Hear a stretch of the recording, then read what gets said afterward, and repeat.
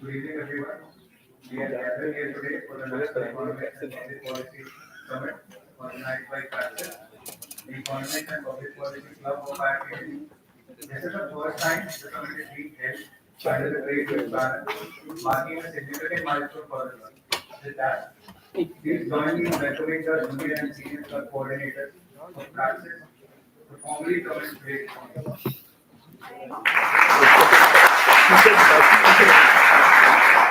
Good evening, everyone. It's a pleasure to welcome you all today as we gather for the National Economics and Public Policy Summit, organized under the aegis of Trade Winds 2024 by Praxis, the Economics and Public Policy Club at IIFT. This year's theme for Trade Winds 2024 is the Great Reset, catalyzing digital growth for the 21st century. With the sub-theme for the National Economics and Public Policy Summit theme, Digital Trade and Policy, shaping India's role in the global digital economy. This emphasizes the importance of India's digital growth in shaping its global economic role. Let me introduce Praxis. Our club plays a key role in helping future business leaders understand the intersection of economics, public policy, and real-world challenges. In today's fast-paced world, where economic and policy decisions are increasingly interconnected, Praxis equips students with the tools and knowledge to think critically and navigate these complexities confidently. We're excited to introduce the Policy Gazette, our first article writing competition as part of Trade Winds 2022. This year's theme, The Great Reset, catalyzing digital growth for the 21st century, focuses on key digital challenges. The Policy Gazette provides participants an opportunity to share fresh ideas and engage in policy discussions with attractive prices as an added incentive. At Praxis, our mission is to build a community of thoughtful, globally aware leaders. Through the Policy Gazette and other initiatives, we aim to turn ideas into action and make a real impact. Please join me in welcoming the panelists who will be gracing the summit. First, we have Mr. Ajay, the founder of Global Trade Research Initiative, a former Indian Trade Service officer from 1981. Mr. Srivastava has been a key member of India's WTO and FTA negotiating teams. With over 3 decades of experience, he has an extensive background in trade policy, trade data analytics, GST, and IT systems. In addition to his government service, Mr. Srivastava is a prolific writer, contributing regularly to respected publications such as the Hindu Business Line and Times of India. He is also a published author on global trade issues. Mr. Srivastava holds an MBA from the Indian School of Business and has been leading the Global Trade Research Initiative since April 2022, providing research and advisory services on pressing global trade matters. A very warm welcome to you, sir.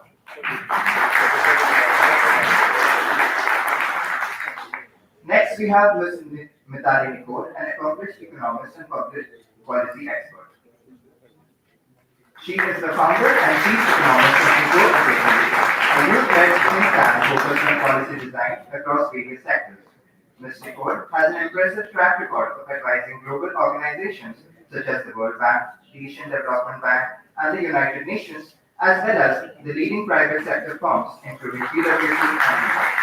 Her expertise lies in gender mainstreaming in infrastructure and development, public transport in industrial corridors, and MSME development.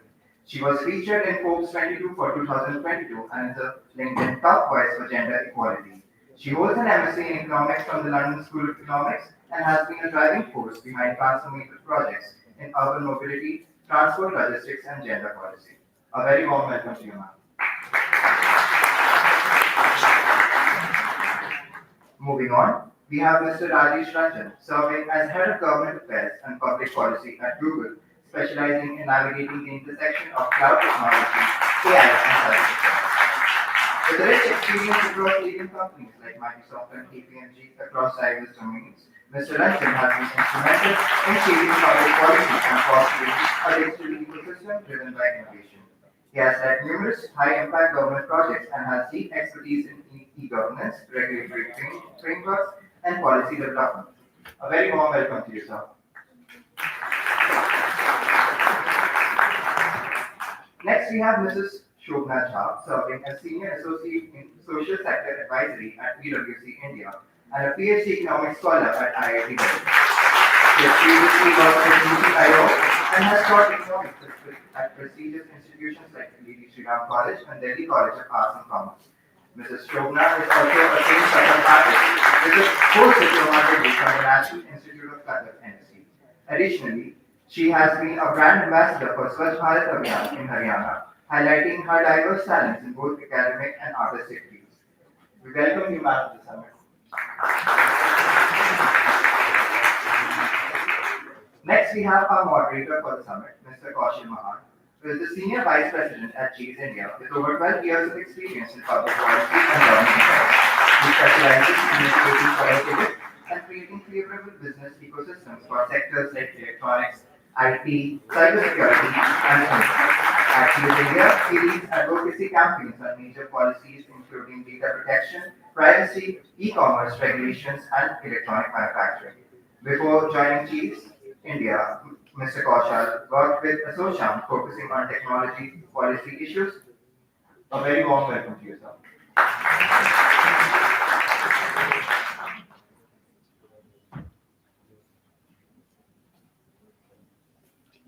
And finally, I would like to invite the Vice Chancellor of IIFT Delhi, Mr.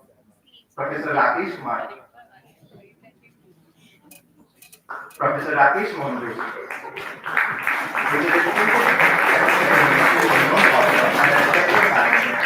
with vast international experience in teaching, research, and consultancy. He has been nominated by the President of India as a member of the University Board at Delhi University and serves as an independent director on the board of Ramagundam Fertilizers and Chemicals Limited. His scholarly works, including internationally acclaimed books on international business and marketing, are highly regarded by students and professionals alike. We welcome you, sir.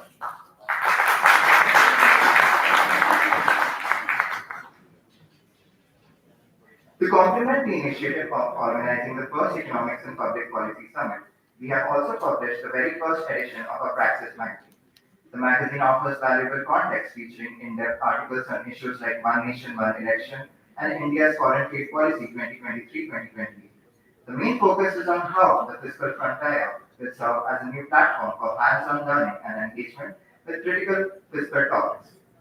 I would request our panelists to officially launch the magazine. I request the panelists to please come forward. I also request the Praxis members to come forward.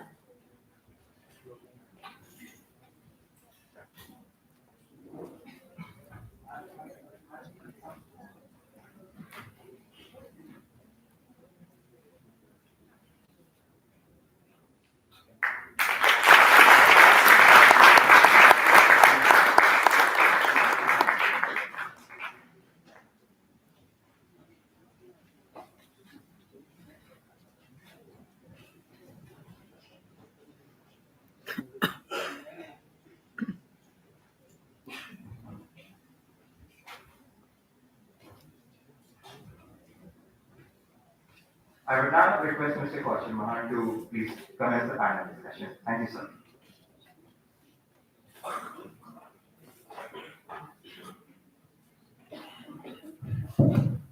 Audible? Thank you, Ajay, and thank you, Praxis team, first for this opportunity to bring such diverse set of experts and especially when we're talking about both economics and public policy, both play a very important role in terms of utilizing any aspect from a public policy perspective. So, and with the theme that we have today, I think I'd like to make it a little more interesting from a discussion perspective and not keep it very specific to questions and all. So I just shared 3 pointers, uh, which can become the first starting point for anybody to come up with their views. How many of you have heard about the recent ABC strategy? It's coming up. It's not still in the official terminology, but it's being talked about when it comes to manufacturing or service sectors and anywhere. It's called basically anywhere but China. That's a new terminology which is coming up, which also reflects how global supply chain when it comes to product or services is changing, which is also changing the positions of different countries. Finally, we have a theme which is coined by Honorable Prime Minister, which talks about making India for the world. But if you kind of divide it into different terminologies and understand between lines, it is also about how you make in India with more Indian sweat, not only about importing into India, but really Indian sweat, Indian employment, value, domestic valuation, all those components. So the reason I was giving this analogy of ABC is I would request now every panelist to share their ABC, what they think about specifically when it comes to digital trade and India's vision of $1 trillion digital economy. Both are interconnected and what could be their ABCs when it comes from a policy perspective or economic perspective, and then we can get to specific questions. So maybe, sir, I'll start with you. Your ABCs on the subject. Thanks, Kaushal. So ABC and digital, without connecting these, I'll talk about ABC. With digital, I'll talk something else. So one thing, it's all very good to talk about making in India, replacing China, but really, the professionals, we should be aware about the ground realities. Supply chains, there are tiers of supply chain, top tier supply chain, second tier, third tier. For example, we are making, we are having metro projects going on in many other cities. We say, okay, no check. So it will go to LNT or some other Indian company. So if you go into the tier 2 of what LNT is doing, you'll see many Chinese suppliers. So it's not that we want them, but there are rarely many options available. So tier 2, tier 3, Chinese are almost there world over. So tier 1, of course, you separate them, you remove them, and politicians will be very happy. But tier 2, tier 3, it will take decades before we can think of dislodging them. This is point number one. I like one more point. So we were studying this. What if we start making solar panels? It's the basic thing for any green transition, energy transition. And you must have heard economic survey said that we should invite Chinese investment into manufacturing so that we can make these things. But what we found out that deep manufacturing right now is not possible in most of the things. For example, for solar panels, what happens is suppose suppose I am a Chinese guy, I love India. I want to invest and make in India, and I love India.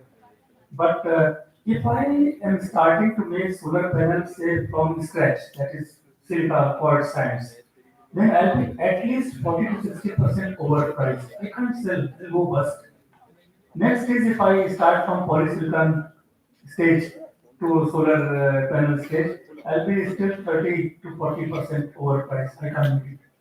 Only way I can survive in India is I import solar cells from China, add frames and mechanics and junction boxes here and there, and start selling solar modules. That's what is 90% of India's solar manufacturing all about. Anybody wants to do it will need deeper reforms on power, capital, those things. So this is not the time to talk about those things. Let's stop here. Thank you, sir. Thank you. I think a very interesting anecdote to also look at how do we classify the sectors that we have. Then even we look at digital trade. There can be sector where you have the competency. There is the sectors where you have limited competency, and there are sectors where you have zero competency. And depending on that, how the policy framework gets designed offer also. So I'll move on to Mitali to share her perspective on the overall and her thoughts on the topic.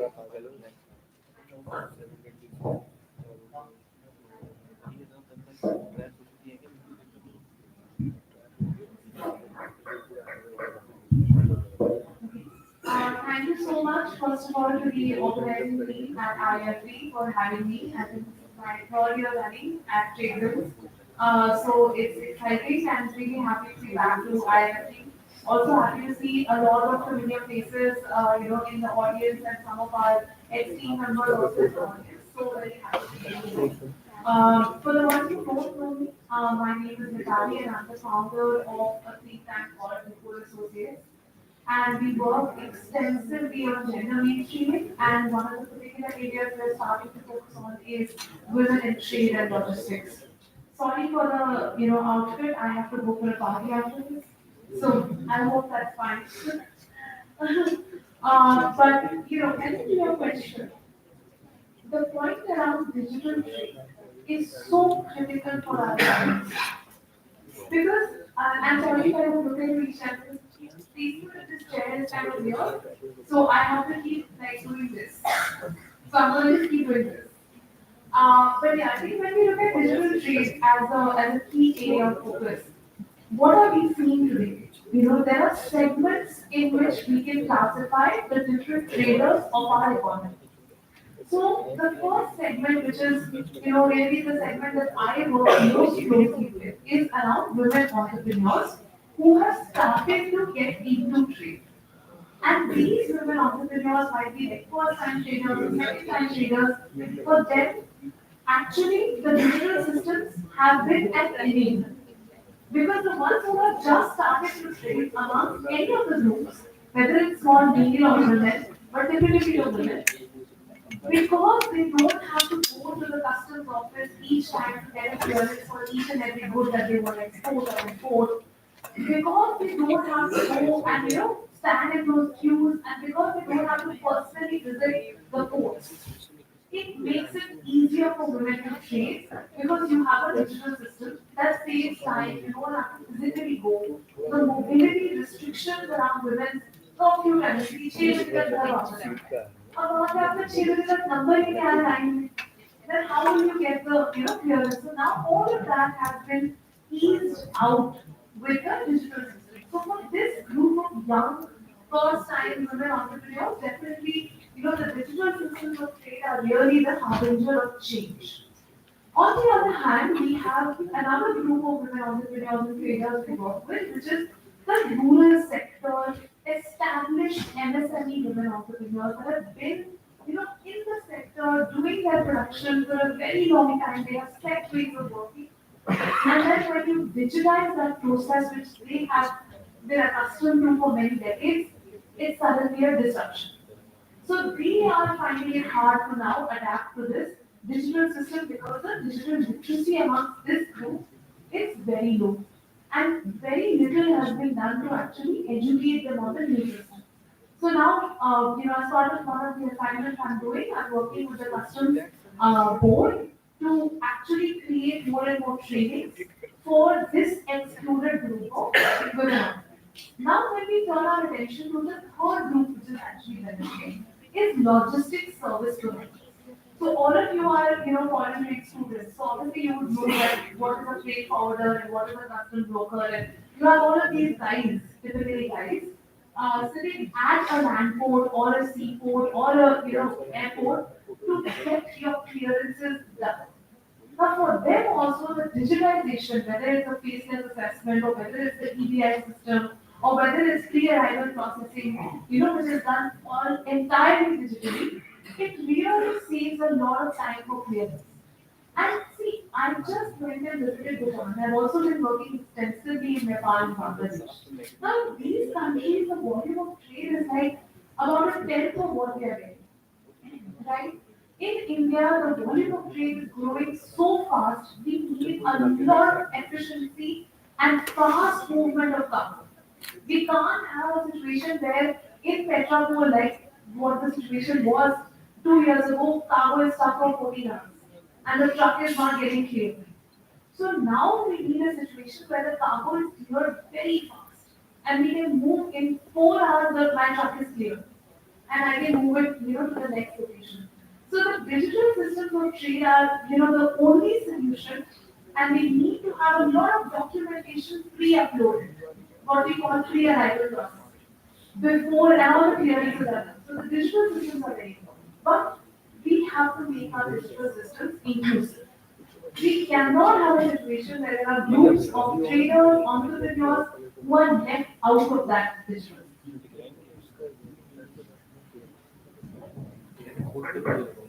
Thank you, Mitali.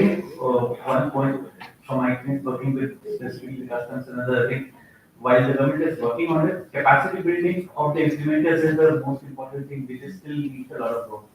At one end, while you may speak up the systems, but how to run the systems and how to take that workload in an effective format is also there. So maybe we'll move to Rajesh and your views specifically on the subject.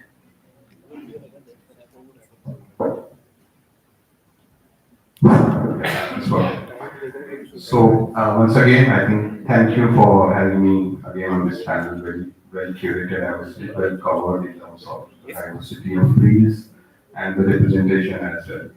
So well done to the team. Now the topic in terms of digital trade and policy and India's role in shaping that globally. I would maybe like to focus more upon that. Before going there, I think you as students also need to understand what is driving this discussion, right? And why are we really looking at this today with so much focus? And what is the background there? So the background, in fact, it all starts from digital India, right? Let's go back 10 years and see in 2015, digital India roadmap was launched, and it kind of completely changed the way we used to do business, the way government used to deliver services, the way citizens used to avail those services, and also the businesses, how they used to run it 10 years before versus how they are running it today. So we are there, and there are, of course, pillars to that whole of the Digital India movement and connectivity, for example, being one. Then, of course, empowering citizens through the services, etc., which the government is providing, and also in terms of the digital transformation of the government itself. What is driving this growth? What is the fuel to this growth? Is again the ecosystem, right? If you today look at the number, these are really mind-boggling numbers that we have. We have what about 850 million internet users, more than 600 million smartphone users in India, and that's set to grow every year. So the kind of market that is available, the kind of consumption that is available, everybody is interested. Now, this is the fuel, right, in terms of what is fueling that digital growth. Then comes the facilitation, right? What is going to facilitate this growth? What is going to sustain this growth? There comes the role of policy. And that's where I think we're rightly discussing both the topics in terms of digital trade and the policy. Now, India has been very, very proactive, especially in the last 5, 6 years, when it comes to both policy formulation, implementation. We have seen what has happened. Of course, it might appear that the policy cycles are too long, but globally that has been the trend. If you just look at the Data Privacy Act that has come into effect, you might think it took around 5, 6 years. It's the similar situation everywhere in the world, and these kind of complex policies are to be enabled. We have the e-commerce policy in the making. I think very soon it will come. And I think IIFT plays a big role in the foreign trade policy. That is already in effect. 23, 28 is already in effect. And there I saw a very ambitious target of 2 trillion of exports by 2030. Right? That's the kind of ambition we have as a country today. We also have heard already that by in very near future, say by 2027, we'll have a digital economy which is around $1 trillion in size. Now, add all of it together, and then of course there's a need to have policies which would really facilitate growth, which would enable the ease of doing business, and then invite investments into India. Now, what is happening because of all these proactive stances? I was recently in a IT working group of US and India, where we were discussing the cross-border privacy rules, the CDPRs. These kind of discussions then start happening, and the world starts looking at India to be part of such discussions. Because if we are enabling a data privacy which is going to affect, directly 1.4 billion people, and then in turn, every business that is global in nature, everybody gets affected by these policies. So people want India to be part of these dialogues, these discussions. Now comes the emerging tech space specifically. If you look at what is happening in AI, today the leadership is easily given to India in terms of, and why is it's there? Because there's talent in India which is capable of developing everything out of India which can serve the entire world. Now, if you don't factor India into any policy making which is going to be global in nature, then you're going to miss out on a large piece of market that is available. So that's how India has really gained its very critical space in that policy making, the digital global trade, and how the Indian companies, the services company have been doing well year after year. I think in 24, the total size is around 250 billion of that IT, ITES sector alone. So that is the size of contribution that we are anyway making. Global companies like Google and Microsoft and all such companies have big presence in India. So as far as I know, if you look at how the global capacity centers are there, most of the companies would have, if not the number one GCC, it would be in most cases number two GCC. It would be in India by default, and some of them might be having the biggest one in India because of the availability of the talent pool. So overall, I think this is a great opportunity for you as students to look at it from two angles, right? One is in terms of from your talent, how could you contribute to the trade side? And again, people who are interested in policy making and looking at that aspect, there is another opportunity because India is now a critical cog in the wheel of the entire global cost policy making. So I'll stop here. Maybe we can discuss more in the question. Thanks, Rajesh. I think just two quick points too. Actually, I think if you look at the GCCs, just look at the last 1 month. There are 3, 4 states who have come up with their own GCC policies, which is a significant reflection how states also understand the value of GCCs getting established over there. And when you say a digital economy and a 1 trillion digital economy, we are changing from a market to a producer economy. And that's the clear reflection that you see in the India AI mission also when it's launched. We don't want to be the user only, we want to be the producers of those kind of digital resources. So I'll move to you, Shobhna, for your initial views.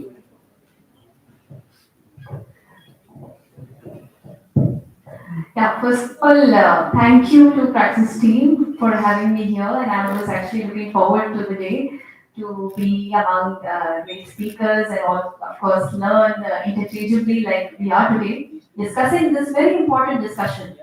So let me start with a quote. Actually, I found this quote very interesting. In the new world, it's not the big fish that eats the small fish. It's the fast fish which eats the slow fish. It was actually said by Klaus Schwab, and Klaus Schwab is the founder, chairman of World Economic Forum. He, in fact, the WEF with great concept, right, about how COVID pandemic. I'll try the other mic. Oh, is this better? Okay. So great reset, and the word "great" with reset, really pushes us to think what kind of rethinking, restructuring had to happen with the COVID pandemic that came in all our lives, and the disruptions that actually led to rethinking and restructuring of our whole situation. So going to the ABC, actually I was looking at this from a global, national, and individual or organization level perspective. That how does digitalization really bring kind of new order? So at the global level, all of us know about the World Security Order, right? We are aware that there is a north-south divide or a rich-poor or a security wise, we can say, oh, US and allies are, having a greater control, Russia defeat. We all keep hearing these news. And then there is a global economic order. Economic order is also reliant on countries, country-specific economic policies, developments. It cannot be possible that US can control other countries' economic growth as well. They need to do their own growth and development policies. But then yes, US and China might have better trade relations and it kind of fluctuates. But the third order is the digital order. I feel digital order is actually not dependent on governments or countries. It is transcending these borders. It is actually not, it is around the companies, the tech companies, the new business models, the new thinking that is actually governing these countries' policies and might change our social contracts and connections in the coming years, isn't it? When COVID was there, I mean, we all were around online, Zoom, WebEx, and it was not like these orders were not there. These systems were not there, but the kind of usage increased. Why did that happen? Because the rate of acceptance was involuntary for us. It was as if it was forced. We were forced to use digital apps, isn't it? We were forced to go through UPI. UPI had come actually way back, 2013, 2016 it was launched. And then if we talk about these WebEx and Zoom platforms, it was also by Cisco in 2011. But during COVID, we've heard social events has happened online. Or, the system of meetings has also become hybrid now as a new norm. So, I would like to highlight an example of Kodak company. Kodak company actually is a failure as we know today. But in our times, we used to have photographs and so many things because the company has been the pioneer world example. So, going back to that quote, the fish quote actually tells about agility, adaptability, and change. And digitalization is actually focusing and forcing us to look there. At the national level, countries have done a difference now. I mean, in India, we cannot forget we are in the demographic dividend period. As economics students, most of you who have economics background know that we have a limited time to achieve the best potential. And that would come from women labor force participation because digitalization brought remote work, online work, flexible work from home. We still are lagging. We are still, what, 37% female labor force participation all India and world order is 47. 41 हो गया लेकिन हम 50 ही पहुंचे. That's the problem, isn't it? At 50 भी क्या? Why is there a divide, isn't it? Why is there a question around which gender, how participation, what kind of transparency? So I think I would like to give an example of Estonia here. It's a country which is getting 100% digital by end of 2024, and they have made online voting. They've made things around like seeing e-government IDs. They have GDP contribution 2% increased because of digitalization and whatnot.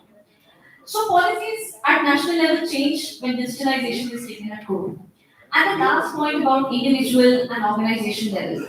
So why will digitalization bring a new change? I feel it is because of the youth, the women, the contribution of not having a discrimination, but it needs to be heard, like Mitali and everyone in the panel also stressed on, that how we need to have entrepreneurship and gig economy being respected. It's no more a sideline business. Uber, Ola is a reality today. And we cannot function in a way of thinking that a system will solve our problem. We have to be on our toes, and that toe is by the tip of our mobile, which is our empowerment tool, the citizen tool. So with that, I think I'll sum up that I think India has a great chance because it is going to change the social norms, the social contracts. There's a stakeholder capitalism which needs to come out from digitalization rather than crony capitalism or the traditional models of economics. And also the way structural transformation. We cannot look at agriculture, manufacturing, services sector, but digitalization is something which cuts across sectors. I come from a cultural background. I've seen that how online programs and teaching has also developed. So the situation is very different now. And it's all about adapting.